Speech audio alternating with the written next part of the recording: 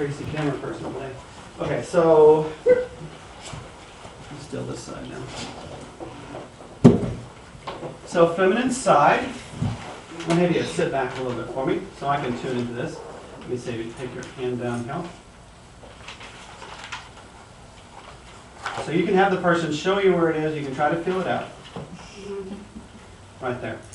And Donna's right on. This is where the liver meridian ends. Okay?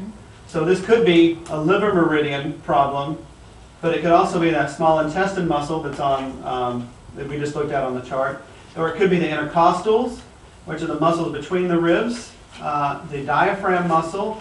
All of those can tie in. So we're just going to see where it goes. We got that there really may not be a feminine issue from the outside tying in, but we don't know yet because it could show up. Just like before this session, we did this before this, you know, it didn't really seem like something outside of the cell, but then it turned into a little bit of that.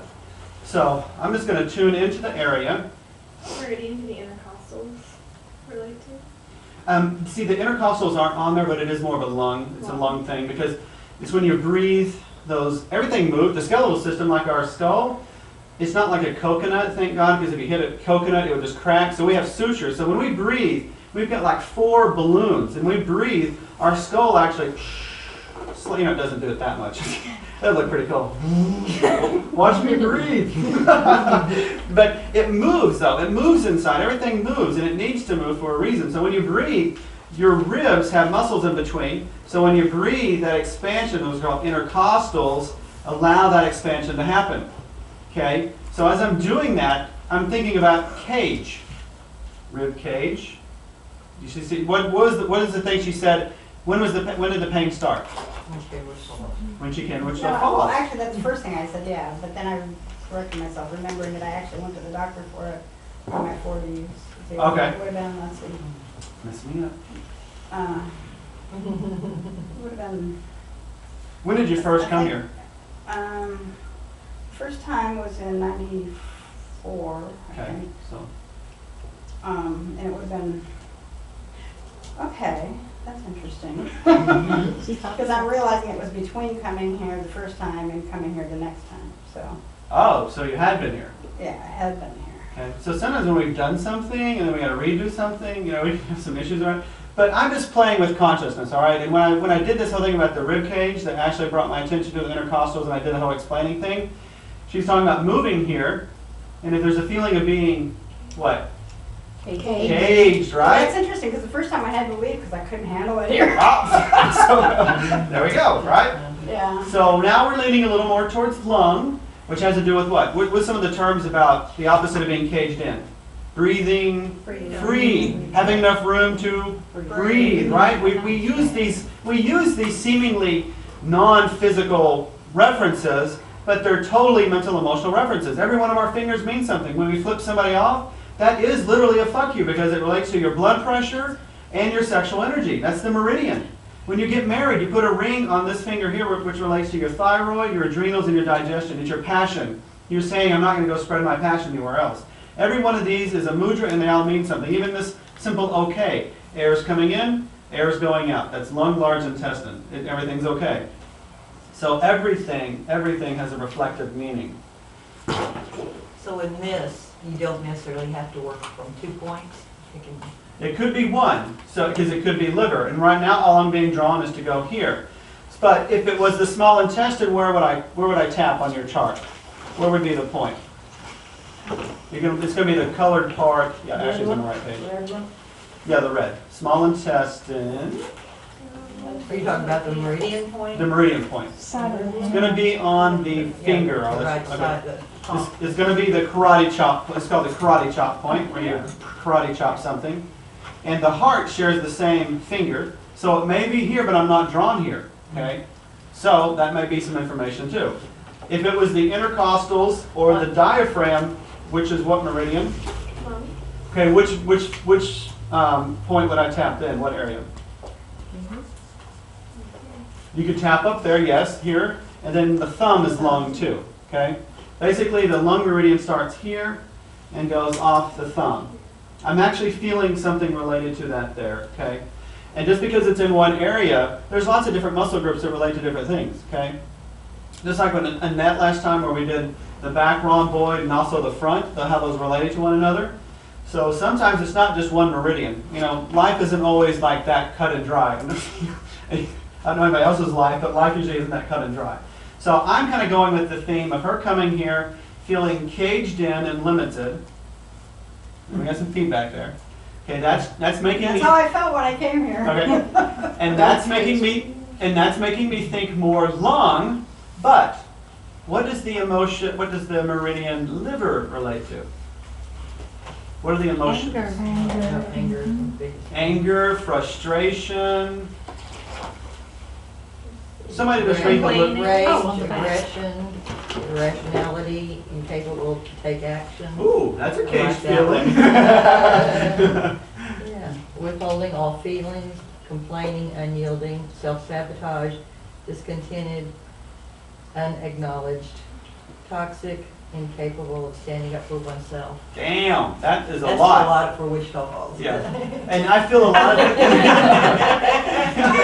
Yeah, Wichita Falls is a little backwards if you don't know. Okay. I came here for someone else and not for myself, thinking, well, that was for me. Mm-hmm. And I don't have any regrets about it, but. Right, but at the time there was obviously something going on. You don't regret it, and that regret is a liver gallbladder thing, right? But there could be, why I'm mentioning that is there could, the liver, I mean the lung issue can tie in about being caged in, but then there can be resentment about being caged in. You see what I'm trying to say? There can be a mixture of different feelings going on. And when Donna read that about the liver, a lot of things stood out to me for her. Not just now, but in lots of different ways. I could see in your life, okay?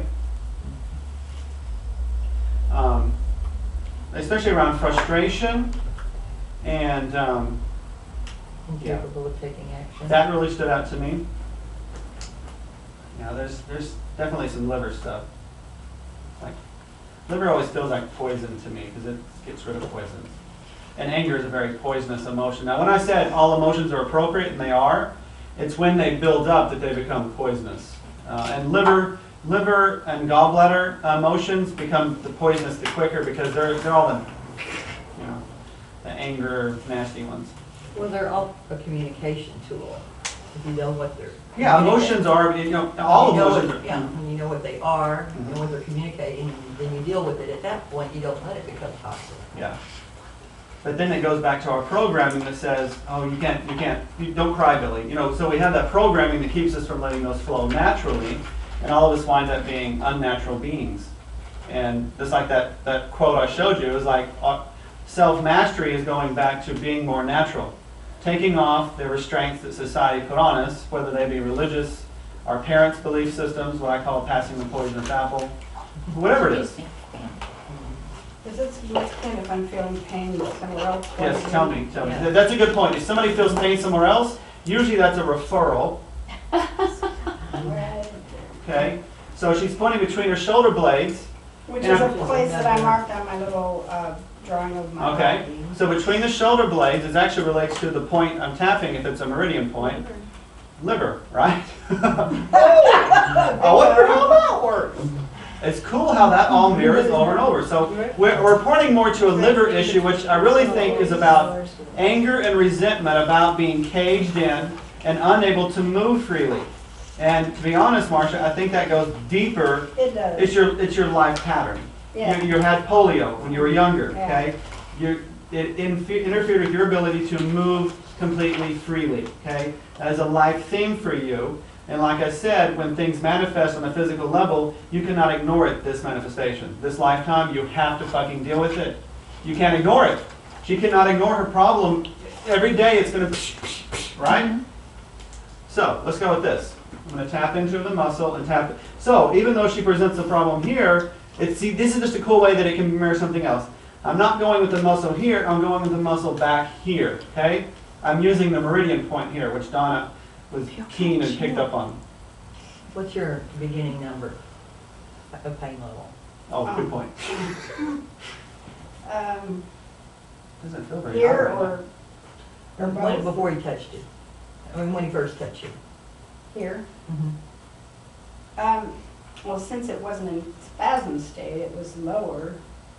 when he touched me, though, I could feel that tenderness, and evidently it's always there, but I tuned it out. And so what was So that? that would be maybe a 3. 3, which is low, but when she says when she's spasming, it's so painful she can't think of anything else. That's high pain. But I pretty quick felt it in my back, and that's higher than a 3. So this liver point accessing this is making the liver muscles back here, and that's exactly how this multiple layered cosmic thing that we're in, our body, works.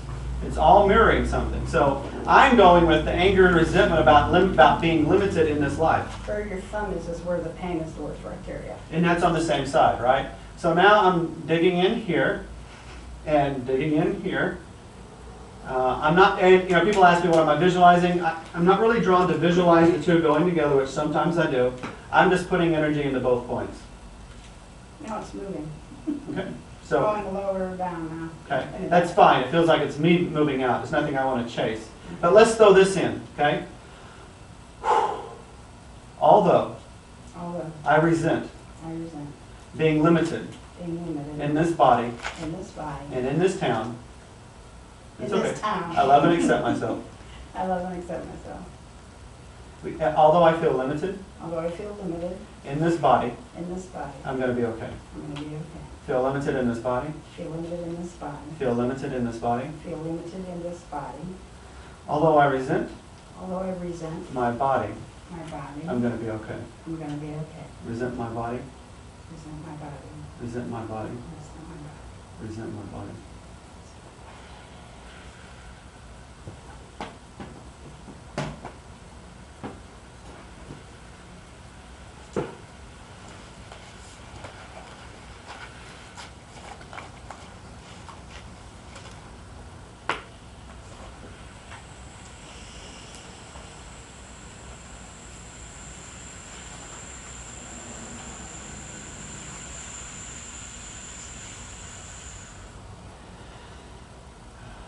We actually jumped to DNA level.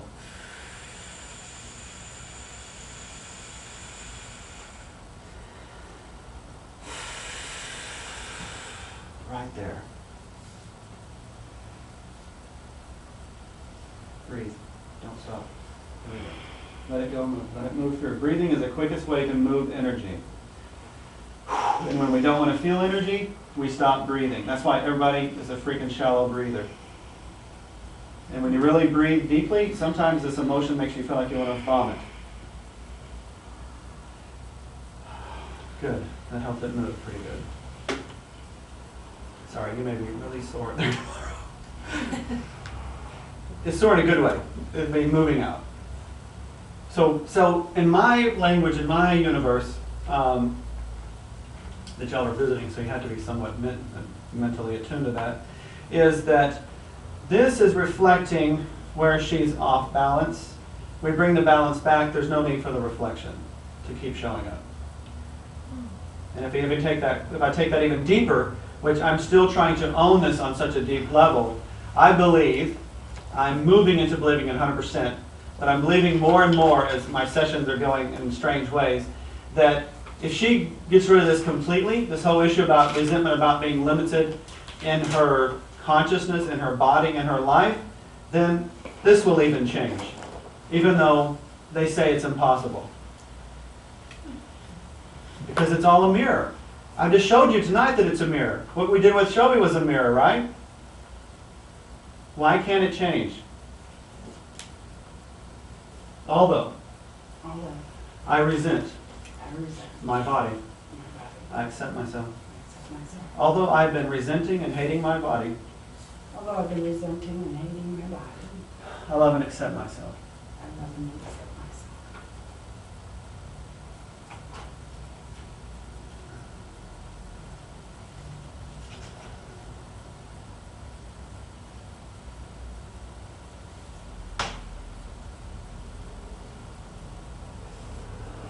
The liver meridian starts from the big toe, goes up the inside of the leg to right here, and that's on both sides.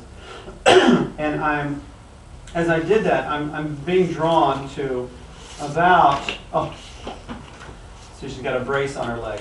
I'm being drawn to right about down here, where I'm feeling the meridian is blocked again. So what I'm showing you is working the beginning or ending of meridians. That's basically what EFT is based on. But each point has lots of different, like the kidney meridian starts in the bottom of the foot, and by the time you get here, that's the 27th point, okay? But, you know, we could get really specific with this, which I do in another class altogether, is that you can go to a very specific point on the meridian, okay? So I'm being drawn that this liver is locked and blocked down in her leg, which she has atrophy because of the polio. I can undo. No, it's not the brace is not in the way.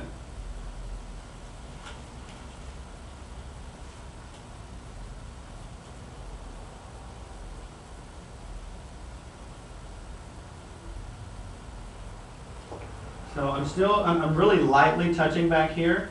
My main focus is on the meridian.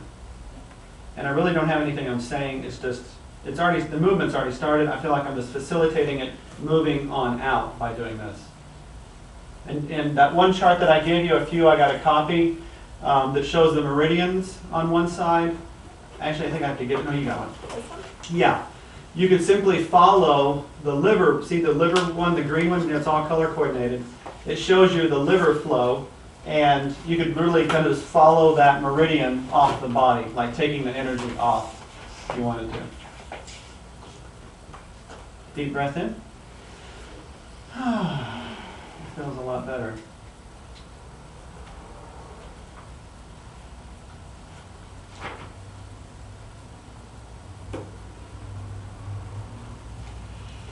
So, what does bending over represent? Surrender. Huh? Katie and her. Try not to speak. I know. What did she say? She just giggled. Nothing. What does bending over mean? No, what are you gonna say, Ashley? Surrender. Yeah, exactly.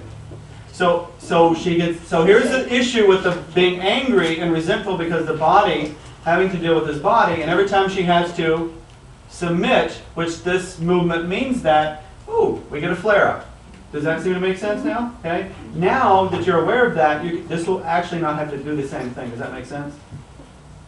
Does that make sense? I mean, how literal it is? She's getting angry because she's having to submit again. Even though maybe whenever she's bending over to pick up a sock doesn't represent, in her life she's submitting to somebody hurting her, but the movement represents submitment. Well, Just like the knees. The knees are related to partnership and willpower. So when you bend your knees, you're bending your will. So the whole concept of praying, which they teach you to bend your knees, is basically saying, I'm bending my will to a higher power. So people with knee issues, if they're struggling with authority figures, or they have issues with mommy and daddy, that's what it goes back to. So sometimes the movement is saying something on a mental emotional level that may not be, everything's multi-layered. Does that make sense? John, earlier when you said I just dumped, or she just dumped, the whole DNA level. Oh. Could you be more specific about what you mean? We jumped into that. My vision went there. My vision just went like we were jumping into. ooh. Okay. Felt like a bee sting. Okay. All that means something. So here she's rubbing the back of her arm. Right here. Was it right here? Right here. Right here. Okay. Now it's happening over here. So that's actually small intestine. So there is some tie in there. So, whenever somebody has a sharp pain or you do that yourself, it's usually a meridian or something's blowing through. It's not just, oh, I had a sharp pain. We don't just do that for jollies. The body's moving something. So here we are tapping into this, and we've been working over the small intestine muscle, which makes sense that she shot something out related to that. And the small intestine, if you had to look at an overall meaning of the small intestine, it's about discernment. Being able to have the freedom to choose this or that. She's been restricted in that too, another layer of that. Does that make sense? Mm-hmm. Her body limits what she can choose sometimes, what she can choose to do. So she winds up being caged to a certain degree. And my life circumstances have mirrored that too. So. Mm-hmm. When you were saying earlier. Apart from my. Apart from that, yeah. When John was saying earlier about the birth defects, he said something in there about it being hereditary, but coming into this life physical so everybody can see it and deal with it. And if you said something, did I hear you say something about the person chose that Yeah. to be that person who Well, brought it forth? My language is a little bit different. I use that for other people that think that way. But yeah, I mean, yeah, you could say that Marcia took on this to represent something in her family line that was unable to be gotten rid of, and she needed to physically manifest it, so everybody had to work around it. Her parents had to do certain things differently. She's had to do it, but the person that's coming in is the one that's taking most of that burden, because they're the ones that are stuck with that particular issue, right? Now, it'll draw other people's issues to the surface in the family for sure, because you got to deal with something, right? You can't escape it anymore if it's physical, though, right? If it's just mental, emotional, you can dance around that shit till you die. And most of us do that. You know what I mean? We're in situations right now we don't like it. We dance around it till we die. That's not going to guarantee a change. This is going to guarantee some change somewhere, for damn sure. For damn sure. But you're saying we do, at some point back there, willingly choose, Yeah, if you, choose our life situation? yeah, if you like that, yes. Yeah, I'm not opposed to thinking that. I may not think the exact same way, but I think close enough to that.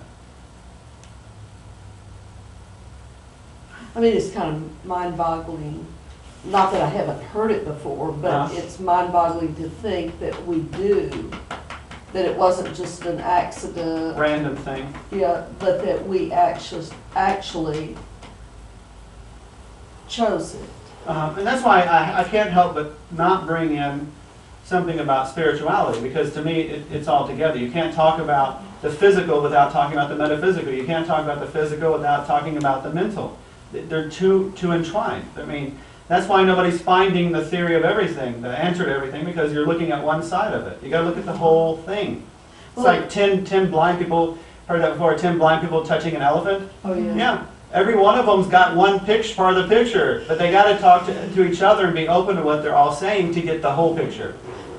But society and everybody in society has told us for so long, well, this just happened.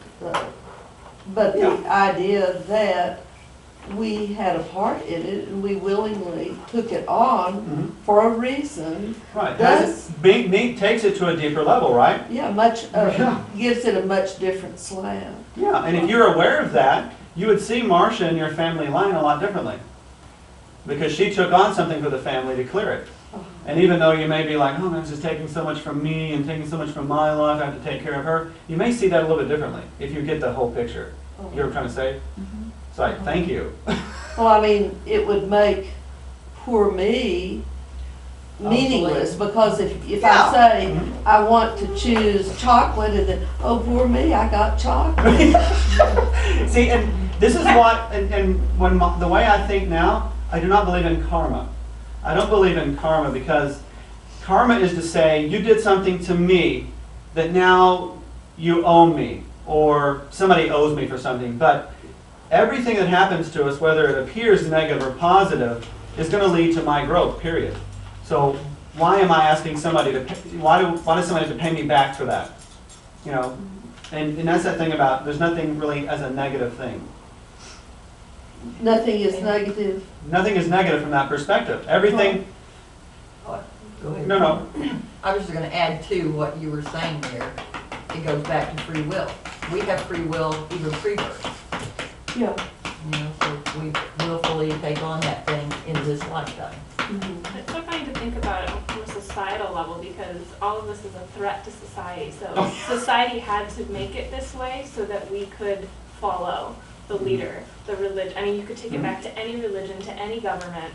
Yeah. For us to follow, society had to break down the rules, and all of this is a direct threat to the rules.